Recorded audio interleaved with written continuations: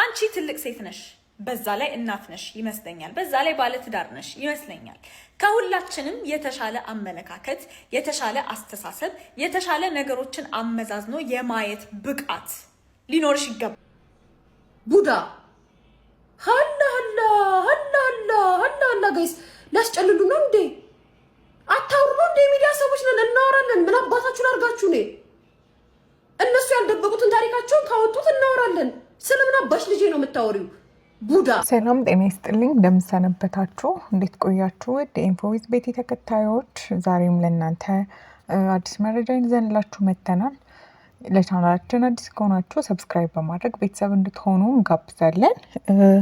ያው ዛሬም ወደ እናንተ ይዘንላችሁ የመጣነው መረጃ ያው ሰሞኑን በጣም ሲራገቡ እንዲሁም ደግሞ ብዙዎችን እያነጋገረ ያለ ነገር አለ። በዩቲዩበሯ ሊያ ሾው እንዲሁም ደግሞ በቲክቶከሯና ፌሚኒስት በሆነችው ጆርዲ መካከል የተለያዩ የቃላት ምልልሶች እንዲሁም ደግሞ ጥያቄዎች እየተነሱ ይገኛሉ። እኛም ወደ እናንተ አስፈላጊ ነው ያልናቸውን ነጥቦች ይዘንላችሁ መጥተናል። ያው በዚህ ንግግርና በዚህ ሰሞን ባለው ሁኔታ ውስጥ የተለያዩ ቃላቶች፣ ከበድ ያሉ ቃላቶች ሶሻል ሚዲያ ላይ ሊነገሩ በማይችሉ ደረጃ የተለያዩ ቃላቶች እየተነጋገሩ ይገኛሉ። ያው ሰሞኑን እንደሚታወቀው እድሜያቸው ከ18 ዓመት እስከ 20ዎቹ መጀመሪያ ላይ ያሉ ልጆች የተለያዩ ቪዲዮዎች እና ፎቶዎች እየተለቀቁ በማይፈለግ እንዲሁም ደግሞ በኢትዮጵያዊነት ውስጥ ነውር በሆኑ ነገሮች የተለያዩ የሴቶች ቪዲዮዎች፣ ፎቶዎች እየተለቀቁ እና ጥያቄ ውስጥ እያስነሳ ያለ ጉዳይን አስመልክቶ ነበረ መነሻ በማድረግ ያው ሊያ ሾውም እንደምናውቃት ዩቲዩብ ላይ የተለያዩ ሰዎችን ሂስትሪ አውቃለሁ፣ ይደርሱኛል የተለያዩ ቪዲዮዎች፣ ፎቶዎች በማለት ነው ምናውቃት። የተለያዩ ሴሌብሪቲ የሆኑ ታዋቂ ሰዎች የሆኑ ሰዎች ሚስጥር ይደርሰኛል፣ መረጃዎች አሉኝ በማለት የተለያዩ የቃላት ንግግሮችን ስታደርግ እናውቃታለን።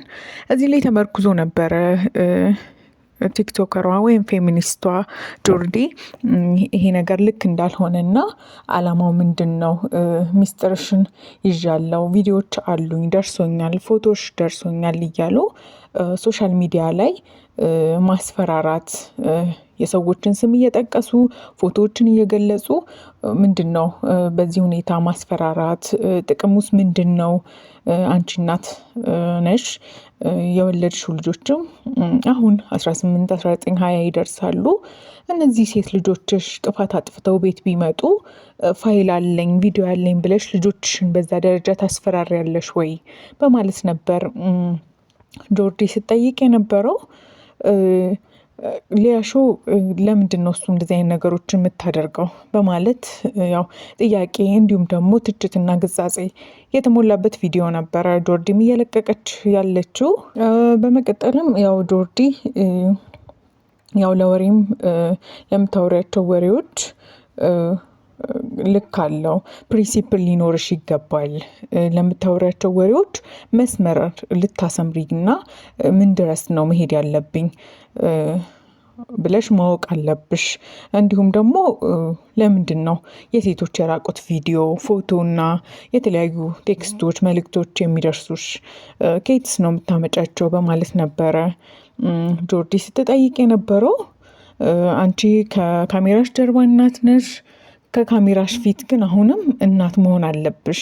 የምታገኛቸውን ነገሮች ማውጣት ያለብሽ፣ ማሳወቅ ያለብሽ፣ ለፐብሊክ አድርገሽ ማሳወቅ ያለብሽ ለተግሳጽ፣ ለምክር ሊሆን ይገባል እንጂ ለገንዘብ ለመሰብሰብ፣ ሰዎችን ለማዋረድ፣ ሰዎችን ለማሳፈር ሊሆን አይገባም በማለት ነው ጆርዲ ስትናገርና ስትገልጽ የነበረው። እንደ እናት መሆን ካለብሽ ልጆችን የምታገኛቸውን ቪዲዮዎችም ሆነ ስለ እያንዳንዱ ሰው የሚደርስሽን ነገር ለምክር አድርጊው። አንቺ የሚከተሉና አንቺን ቁጭ ብለው የሚያዩሽ ሰዎች አሉ። ለነዛ ሰው ትምህርት የሚሆን ነገር ነው እንጂ ማቅረብ ያለብሽ ሊያስተች እነዛን ሰው ሊያሳፍር የሚችል ነገር መሆን የለበትም በማለት ነበረ ስትገልጽ የነበረው። በምላሹም ደግሞ ሊያሾ እነዚህ ቪዲዮዎች እንደደረሷትና እሷ እያደረገች ያለችው ነገር ምንም የሚያስጠይቅ ነገር እንደሌለ፣ የሚያስጠይቅም ነገር ካለ ደግሞ ወደ ሕግ ሄደው በዛ መንገድ ሊጠይቁኝ ይገባል በማለት ነበረ ሊያሾም ስትገልጽ የነበረው። አንቺ ትውልድ ትገያለሽ፣ እኔ ደግሞ አነቃለሁ በማለት ነው መልእክቷን የጀመረችው።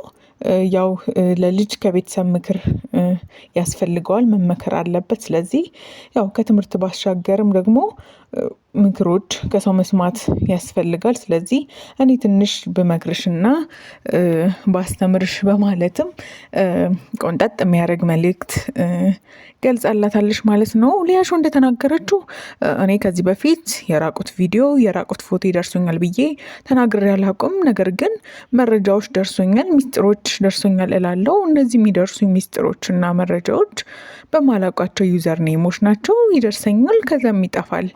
እኔ ደግሞ ስራዬ ይሄ ነው፣ ነገሮችን ማጋለጥ፣ ማውራት፣ የደረሰኝን ለተከታዮቼ ማሳወቅ ነው። ስለዚህ ይሄ ምንም የኔ ጥፋት አይደለም። መጀመሪያ መጠንቀቅ ያለባቸው ራሳቸው ፌመስ የሆኑ እንዲሁም ደግሞ ታዋቂ ነን ብለው የሚያስቡ ሰዎች ራሳቸውን ከተለያዩ መጥፎ ነገሮች መጠበቅ ያለባቸው እነሱ ናቸው እንጂ እኔ የደረሰኝን ነገር ማሳወቅ ይሄ የኔ ስራ ነው። ምክንያቱም አንቺም ቁጭ ብለሽ የፍቅር ታሪኮች ደረሰኝ፣ እንደዚህ አይነት ነገር ደረሰኝ እያልሽ የምታወሪው አንቺም እንደ ስራ ስለያሹ ነው በማለት መልእክቷን አጋርታለች። ከዛ ውጪ እንከሳለን እንጠይቃለን የምትሉ ከሆነ በህግ አግባብ መክሰሳት ትችላላችሁ። እናንተ ጠበቃ እንዳላችሁ እኔም ጠበቃ አለኝ፣ ለሚመለከተው አካል ማሳወቅ ትችላላችሁ በማለት ነበረ በኮንፊደንስ ስትናገር የነበረው። ለሌላ በኩል እኔ ማስፈራራት አትችሉም፣ የምትልኩብኝንም ሰዎች አውቋቸዋለሁ። ይሄም እናንተን በወንጀል የሚያስጠይቅ ነው። ማንም እኔን ሊያስፈራራኝ ሊፈልገኝ አይችልም። እኔ የምፈራውም ነገር የለም በማለት ነበር የገለጸችው።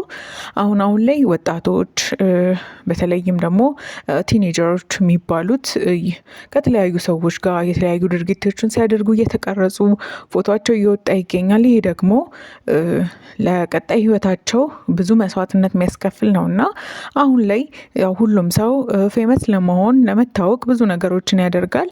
ግን በዚህ መንገድ መሆን የለበትም። ማድረግ የሚችሉትን ነገር በአቅማቸው እንዲሁም ደግሞ ሰክሰሳቸውን ሰርተው ራሳቸውን ለውጠው ማሳየት አለባቸው እንጂ በማይሆን ባጉል ነገር ፌመስ ለመሆን ለመታወቅ መጣር ልክ አይደለም። የቤተሰብን ምክር መስማት አለባቸው። ዙሪያቸውን ማየት አለባቸው። የሚያገኟቸውን ሰዎች ማንነትና ምንነት ማወቅ አለባቸው እንላለን። እኛም ሴቶች ራሳችሁን በመጠበቅ አብሯችሁ ያሉ ጓደኞቻችሁን ማናቸው፣ ምን ድረስ ነውስ ከእናንተ ጋር ያላቸው ቀረቤታ የሚለውን ማወቅ አለባችሁ እንላለን። ለዛሬ ይህንን መረጃ ደረስናችሁ።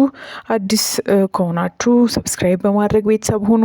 የተለያዩ መረጃዎችንና እውቀት ሊያስጨብጡ የሚችሉ ትክክለኛ እውነተኛ የሆኑ መረጃዎችን ወደ እናንተ እናደርሳለን።